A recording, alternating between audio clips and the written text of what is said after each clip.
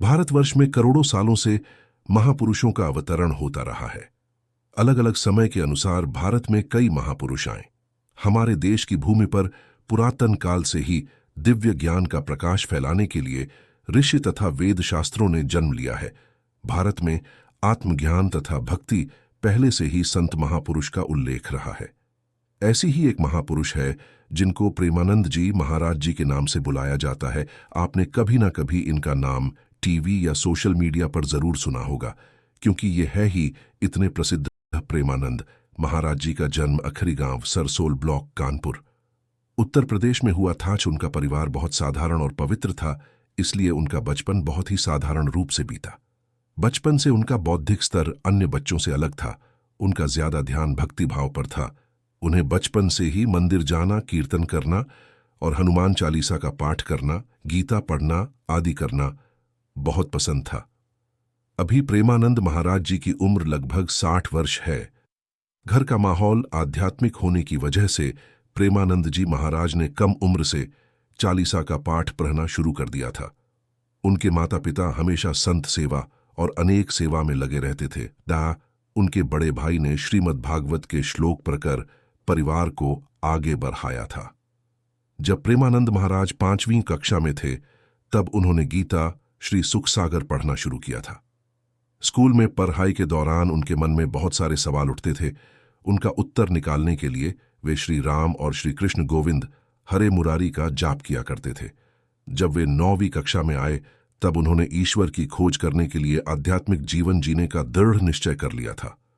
उसके लिए वे सब कुछ त्यागने को तैयार थे। उन्होंने अपनी मां को अपने निर्णय के बारे में बताया और 13 वर्ष की उम्र में महाराज जी ने एक दिन मानव जीवन जीने के पीछे की सच्चाई जानने के लिए अपना घर छोड़ दिया। स्वामी प्रेमानंद महाराज जी के पिता श्री शंभू पांडे एक भक्ति भावना रखने वाले व्यक्ति थे और उनकी माता का नाम रमा देवी था, जो कि बहुत पवित्र थी। उनके दादाजी भी सन्यासी थे। कुल मिलाकर उनके घर का वातावरण शुद्ध और निर्मल था। उनके माता पिता हमेशा से साधु संतों की सेवा में लगे रहते थे। उनके बड़े भाई ने श्रीमद् भागवत का आध्यात्मिक ज्ञान प्राप्त किया था, जिसको पूरा परिवार एक साथ बैठकर सुनते थे। उन्होंने ईश्वर को पाने के लिए कठिन तपस्या की और उनका सारा जीवन भगवान की भक्ति में समर्पित हो गया। अब वे अपना ज्यादा समय अकेले में बिताना पसंद करते हैं। एक समय भोजन पाने के लिए भिक्षा मांगते और कई दिनों तक उपवास करते थे और हमेशा भगवान की लीला में मग्न रहते थे। प्रेमानंद जी ने शारीरिक चेतना से ऊपर उठकर मोहमाया को छोड़कर पूर्ण त्याग का जीवन व्यतीत किया। उसके बाद उन्होंने आकाश वृत्ति को स्वीकार किया, यानी बिना किसी व्यक्तिगत प्रयास के केवल वही स्वीकार करना जो भगवान का दिया गया हो और किसी चीज की उम्मीद नहीं करना। सन्यासी के रूप में उनका अधिकांश समय गंगा नदी के किनारे बीतता था, क्योंकि महाराज ने कभी भी आश्रम के पदानुक्रमित जीवन को स्वीकार नहीं किया। उन्होंने सब कुछ त्याग दिया था। ज्यादा समय गंगा नदी के साथ बिताने से उन्होंने गंगा नदी को अपनी दूसरी मां के रूप में स्वीकार कर लिया। वे खाना, मौसम और कपड़े की परवाह किए बिना ही वाराणसी और हरिद्वार नदी के घाटों पर घूमते रहते थे।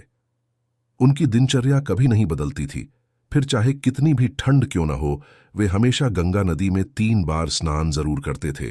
उपवास लेने के लिए उन्होंने कई दिनों तक भोजन को त्याग दिया था। ठंडा मौसम होने की वजह से उनका शरीर कांपने लग गया था, क्योंकि वे भगवान के ध्यान में लगे हुए थे, इसलिए उनको कुछ एहसास नहीं हुआ। सन्यास और आस्था के कुछ वर्षों बाद उन्हें भगवान शिव का आशीर्वाद मिल गया। महाराज जी के दया और ज्ञान पर प्रभु शिव का पूरा आशीर्वाद था। एक दिन वे बनारस में एक पेड़ के नीचे ध्यान कर रहे थे। तभी वे श्री श्यामा श्याम की कृपा से वे वृंदावन की महिमा के प्रति आकर्षित हुए। बाद में उन्होंने एक रासलीला में भाग लिया। उन्होंने करीब 1 महीने तक रासलीला में भाग लिया। उनकी दिनचर्या सुबह के समय श्री चैतन्य महाप्रभु की लीला और रात में श्री श्यामा श्याम की रासलीला देखना था। 1 महीने के अंदर ही वे लीला में इतने मग्न और आकर्षित हो गए कि वह उनके बिना अपने जीवन जीने की कल्पना भी नहीं कर पा रहे थे। इस 1 महीना ने उनका जीवन पूरी तरह बदल दिया था। श्री हित प्रेमानंद जी महाराज की दोनों तरफ की किडनियां खराब है। उन्होंने अपनी दोनों किडनी के नाम राधा और कृष्णा रखा है। शायद ये उन्हीं की ताकत है, जिसके कारण 18 साल से किडनी खराब होने के बाद भी प्रेमानंद जी महाराज रोजाना अपने भक्तों के साथ वार्तालाप, संकीर्तन, राधा वल्लभ और बांके बिहारी जी की परिक्रमा और दर्शन रोज किया करते हैं। खराब किडनी के चलते वे कई बार अस्वस्थ हो जाते हैं, परंतु भगवान का स्मरण करना नहीं भूलते हैं। यह भी किसी चमत्कार से कम नहीं है। जिस व्यक्ति की दोनों तरफ की किडनी खराब हो, उसका इतने समय से जीवित रहना भी किसी चमत्कार से कम नहीं। प्रेमानंद जी महाराज कहते हैं, कई सालों तक कई परेशानियों का सामना करना पड़ा। कई बार जो भिक्षा मिलती थी बस उसी में अपना जीवन यापन करते थे।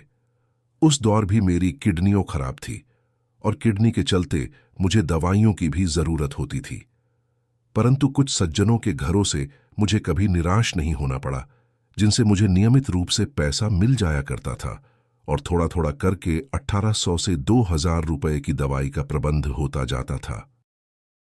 दोनों किडनी फेल होने के कारण मुझे डायलिसिस की जरूरत होती थी, जिसमें बहुत खर्चा होता है, परंतु श्री राधा रानी जी की कृपा से सब कुछ अच्छा होता जा रहा है और मेरा अटूट विश्वास की वजह से श्री राधा रानी जी मुझे कभी परेशान नहीं होने देती।